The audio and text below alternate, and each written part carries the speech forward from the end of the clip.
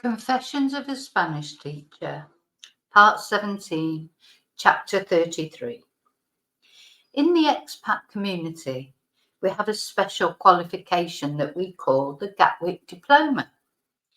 People get on the plane at Gatwick or any other airport as one thing, and miraculously on the way over to Spain, some metamorphosis happens, and they get off the plane as something completely different.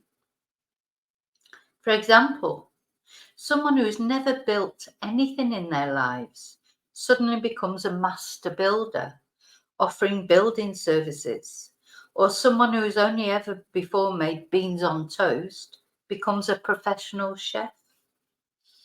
Part of this is due to the fact it is so difficult to find work in Spain. So often you have to turn your hand to just about anything to survive financially. It's also due to the fact that many people are total blaggers who completely reinvent themselves, secure in the knowledge that no one checks up on anything. Some people are serious con artists who rip off vulnerable people for a lot of money, and others do it on a smaller scale. Mike the Handyman was one of these. My classroom has a staircase at the side, up which in the winter heat escapes. One year I had the brilliant idea of getting curtains put up which would prevent this happening and make the classroom warmer. I debated about doing it myself and decided as it is quite a long pole that's needed, it would be better to have someone professional to do it. I advertised on local Facebook sites, and Mike sent me a message sounding very professional, and I asked him to come along, give me a quote. Along he came, he measured up, he seemed to know exactly what he was doing. However, the quote he came back to me with was €180, including the curtains. Bearing in mind, this is just putting a curtain pole up. I had budgeted €120, thinking really this is not a complicated job for someone who knows what they're doing. He quite sniffily insisted the curtains were top quality, lined, fireproof, and would fit exactly, so no alterations were necessary. That's why the price was as it was. I hummed and hawed, thinking it seemed expensive, but I knew you do get what you pay for a lot of the time, so maybe it was worth it just to get it done properly. How wrong I was. Even after all these years living in Spain, sometimes it feels I haven't learned anything. Mike turned up one lunchtime. I felt an hour would easily be long enough, as he had already measured up, so I reckoned he would be gone before the next class was due to start. After 30 minutes of measuring and cutting poles without any results, I realised that maybe things weren't going to plan. There was a lot of pulling of the poles one way and then the other, as if this would miraculously make them fit better. The curtains came out of the pack, went up, came down, went up, came down. More pacing, more measuring needed. An hour passed. My students arrived. We were all fascinated. Suddenly, he pronounced that he was finished and started packing up. The curtains were stretched to fit the poles, and he had put the said poles up unevenly. They were far too long on one side. Also, they had been put up very strangely in a vain attempt to make them fit better. I made him adjust them one more time, which he did with bad grace. Reluctantly, I paid him, and off he went. €180 better off for a terrible job. I had to take up the curtains as they were far too long, and I had to add 2 more curtains to make a proper fit. So much for not having to make any alterations.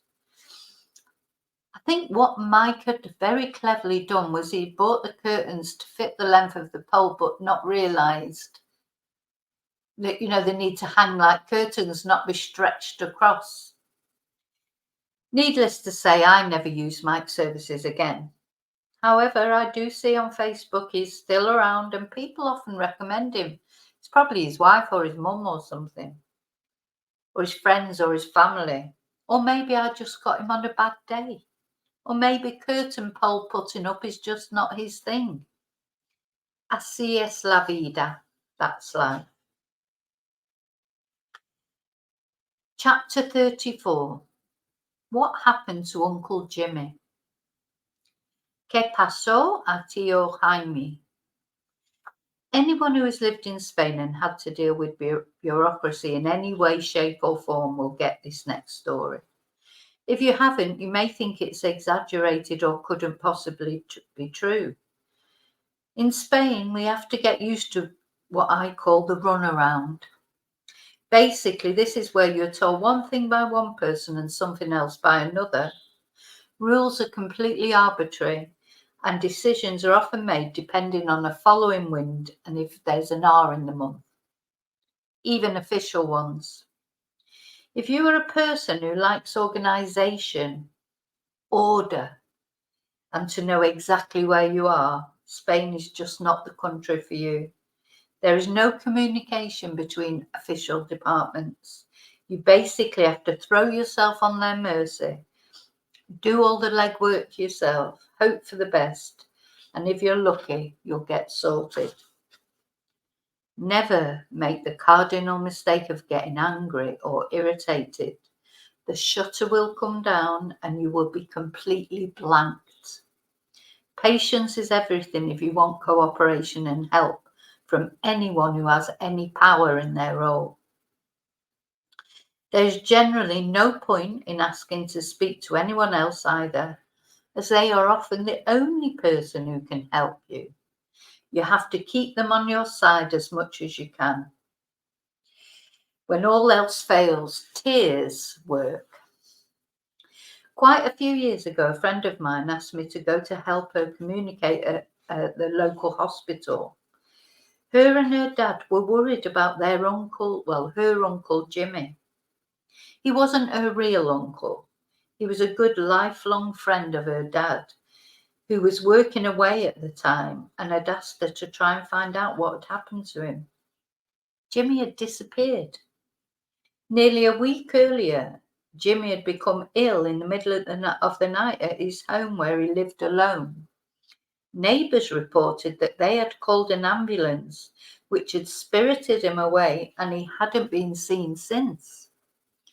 Presumably, he'd been taken to the hospital, but he hadn't contacted anyone since, and he had left his mobile in the house, so no one could call him either.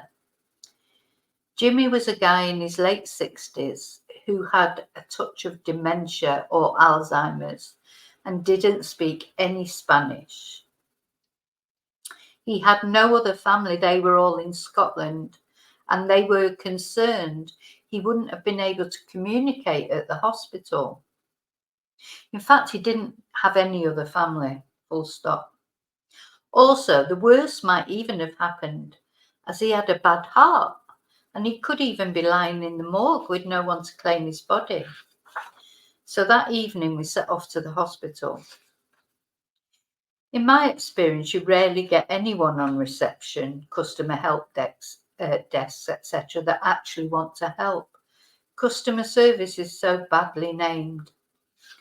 Unfortunately for us, the girl on reception that evening, Christina, I will never forget her name, was one of the unhelpful types. I explained the situation to her, that Uncle Jimmy was very vulnerable due to his mental and physical state, and we were trying to find him. I told her when he was probably admitted, and that he may not have even been able to communicate his name.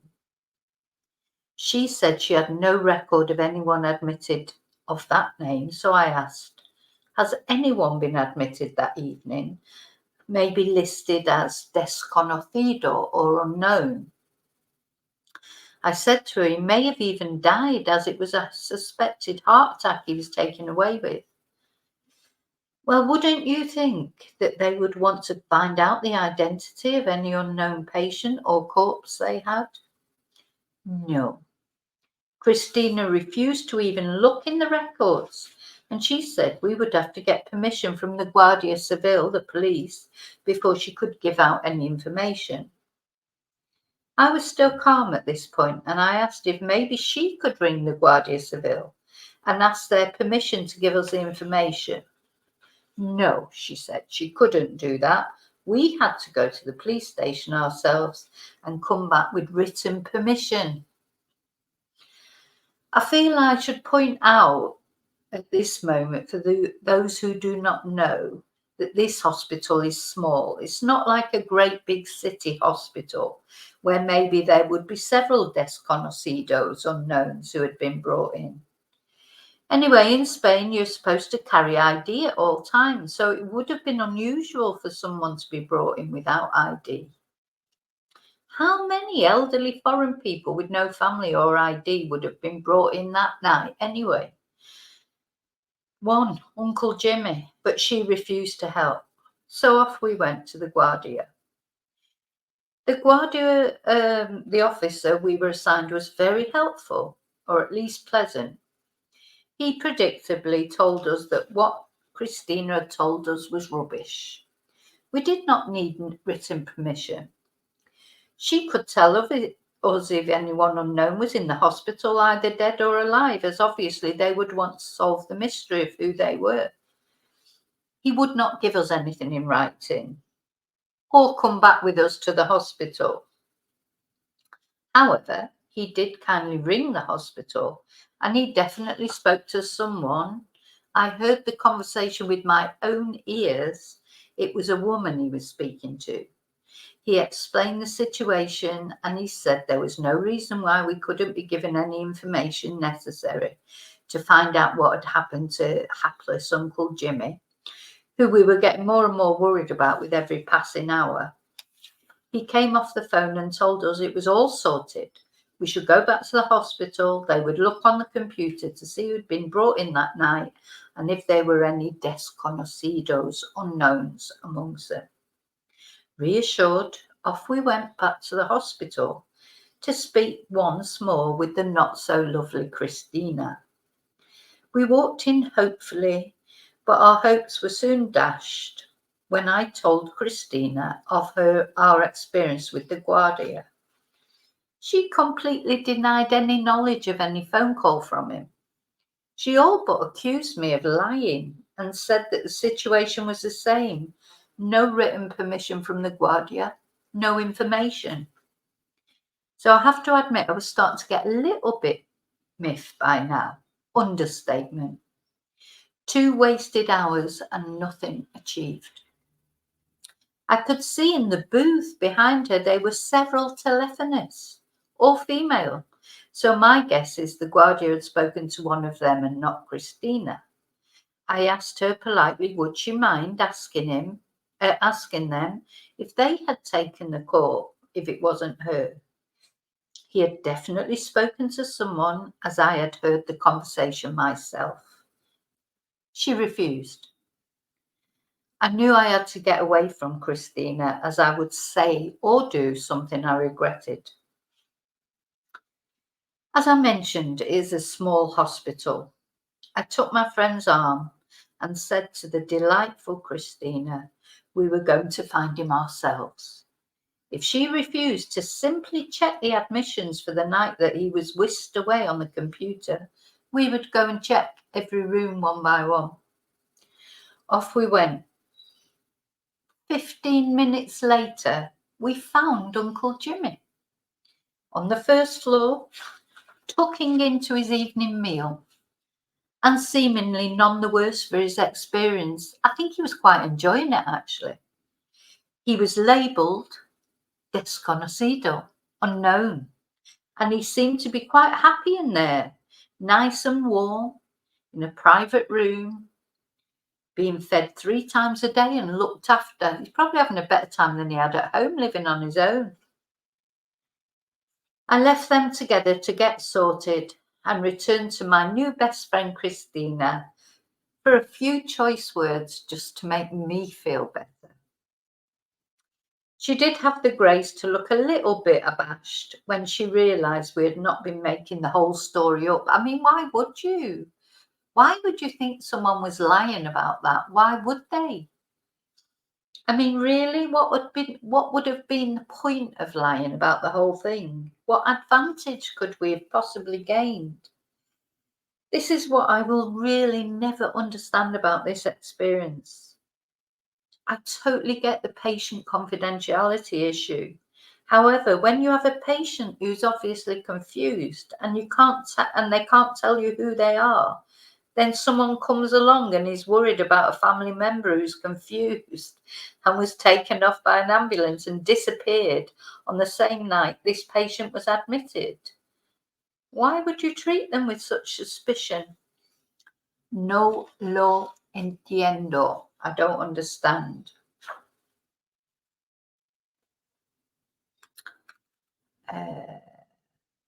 Now I'm down to decide whether to do the next one.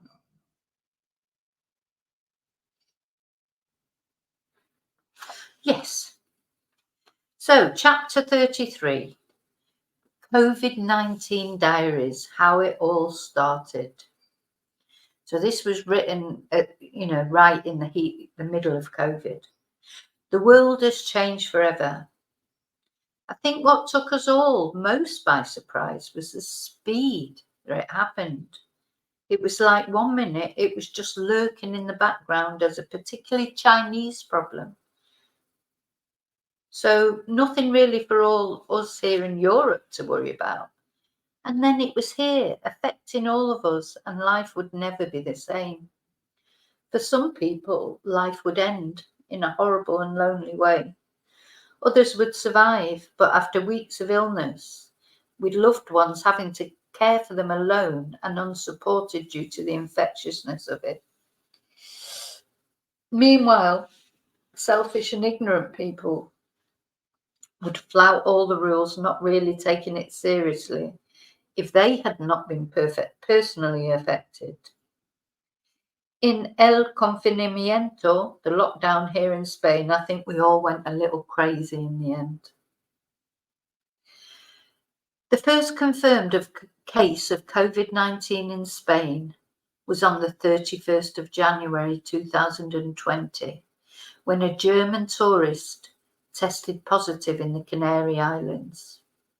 By the 13th of March, cases had been confirmed in all 50 provinces of our country, concentrated mainly in Madrid.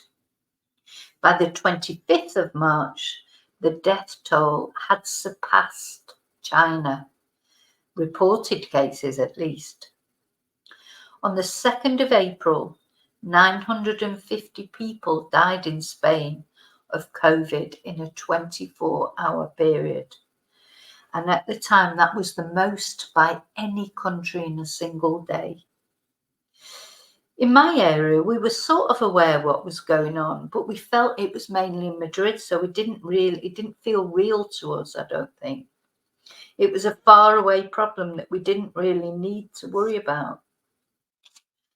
I look back now at one particular student telling us her husband was ill and describing his symptoms as some sort of chest infection he can't get rid of. I'm now quite certain that in fact it had already arrived here.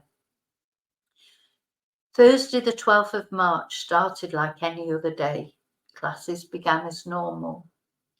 Then Liz, my teacher's assistant, casually mentioned she'd gone shopping to the local supermarket the night before and there was nothing on the shelves.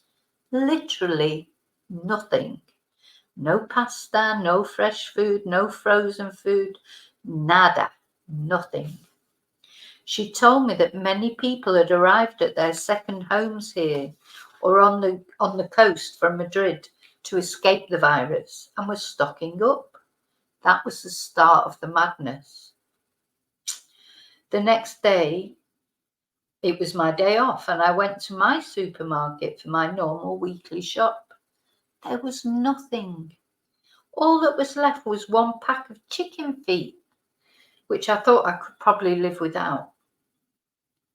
Luckily for me, as I had transport, I went to a lesser used supermarket and was able to get what I needed. The temptation to stockpile is infectious, but the Spanish president or prime minister, Pedro Sanchez, had guaranteed the food supply. So I knew we didn't have to do this. Unfortunately, some other people did not see it that way. There are many greedy, selfish people out there, only thinking of themselves and causing problems for everyone else. Vulnerable people with no transport to get to other places would have been lost. That Friday, some coastal towns were curfewed by the police as they realised the selfish Madrileños, the people from Madrid, had come to their second homes and they'd brought the virus with them. That is my one criticism of the Spanish government at the time. Madrid should have been locked down immediately before people had a chance to leave and spread the virus. By Saturday, 14th of March, we were all in lockdown, confinamiento, and a state of alarm if the country was declared estado de alarma. I stupidly chose that very morning to slip in the shower on some hair conditioner and most likely fracture my nose and maybe even break a bone in my foot. I decided I would not go anywhere near the hospital under the circumstances. And I just hope by now they have repaired themselves okay. And just a little aside from that, later on, it turned out that when I fractured my nose or my eye socket, I actually gave myself a cataract and I had to have a cataract operation. But that was much later before I realised that. By then, I had watched a couple of YouTube videos about the virus in China, and I was absolutely terrified. You know, when you wish you could unsee something. So I developed a nice black eye, and I decided I would no longer be washing my hair in the shower. We had all said goodbye and see you Monday that Thursday morning, not knowing that in the space of just a couple of days, everything was going to change, and it would in fact be months before we saw each other. Chapter 36, the 8 o'clock applause. So there we were in lockdown, confinamiento, which the government very cleverly leaked to us bit by bit. Look, because first of all, we were locked down for 2 weeks. And when I look back now, it was just to keep us quiet. Just locked down for 2 weeks. But I think even then, I think Pedro Sanchez was quite clever because he said it was for 2 weeks. And then after 2 weeks, he made it another 2 weeks. Then, it went like that. Otherwise, I think there would have been a riot. So looking back now, it's inconceivable that we believed it would only be a fortnight, then everything would get back to normal. It was a shock, but 2 weeks, not very long, is it? I think at first we just decided to get on with it and accepted it was for our own good. The Spanish lockdown was very strict. And I, for one, actually hated going out when the virus was at its peak. And I couldn't wait to get home, disinfected and safe. I got on with projects I'd been meaning to do, spoke to friends and family much more often than normal, and settled into online classes. I will be eternally grateful to those students who kept me busy in this way and helped me out at a time that was not only difficult financially, but also mentally. I will also always be eternally grateful to my dogs, as at least I was able to get out with them to take them for a walk. However, they did not seem to understand they had to do their business in 15 minutes. So it could be a bit stressful sometimes and very eerie out there, to be honest. There was no one around. I always felt that I was in an episode of The Walking Dead. My white dog, Riley, in particular, is a very private pooper and likes to find a very hidden place, normally behind a bush in the campo. So doing it out in the open on a lead did not go down well with him at all, even if it was cleared up afterwards. Very soon afterwards, someone came up with the bright idea of the 8 o'clock applause. It started off as 10 o'clock, but then it got changed as that is actually dinner time here in Spain. At first, it seemed such a lovely idea, applauding and showing appreciation for all the frontline workers who were putting their lives at risk for us. Not only doctors and nurses, but ambulance people, cleaners, supermarket workers, bus drivers, refuse collectors, delivery drivers, etc. We really found out during this crisis who the real essential workers were. I'm not quite sure why it was decided that it would be every night here in Spain, probably to give a structure to people's days and a focus of solidarity.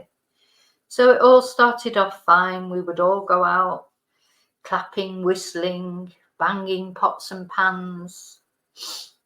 That was before the clocks went forward and the weather got warmer. 5 minutes of clapping, followed by 10 minutes of neighbours shouting over at each other, and that was it. It gave a warm feeling, and it was often followed by lap of honour by the Policía Local, applauding us all for respecting the lockdown. Very civilised. As time went on, it became a torment. The weather got warmer, the clocks went forward, so it was still light. And as the weeks went by, I think we all got a bit more stir-crazy and paranoid. I have the misfortune to live in the middle of neighbours who want to talk to each other. Haven't they heard of video calls? And they shouted over at each other with my house in the middle. These conversations got louder and louder and longer, starting at 7:30 and not finishing till 9 o'clock at least. Sometimes they would all get together at the gate. No mask, no distancing, sometimes even sharing food off a plate. Imagine that every night, 7 days a week. I thought I would go crazy. To cut a long story short, I was definitely made to feel I was the odd one out in not thinking this was acceptable behaviour. I was even told to get back to England, where I came from, after having been here over 20 odd years. That particular neighbour is particularly nasty, after having threatened to kill my cat a few years ago. And funny enough, he was once married to an English woman and had children with them, and maybe that's where the bitterness comes from. Also, he works in a restaurant in a largely British area, so his customer base is probably 95% British. Maybe he just doesn't like me. Well, that's fine because I don't like him. So I've never been so relieved as I was when this stopped. I had come to absolutely dread it. It went on for months. So in the end, it was like a torment rather than paying respect. But imagine every night, not just one night a week, every single night. The one silent tribute that we had to the dead was not respected. In fact, I heard my nasty neighbour speaking on the phone all the way through it. What a guy. Ironically, as rules relaxed, they began to do this social gathering less and less. And now the state of alarm, or the estado de alarma, is over. They never do it.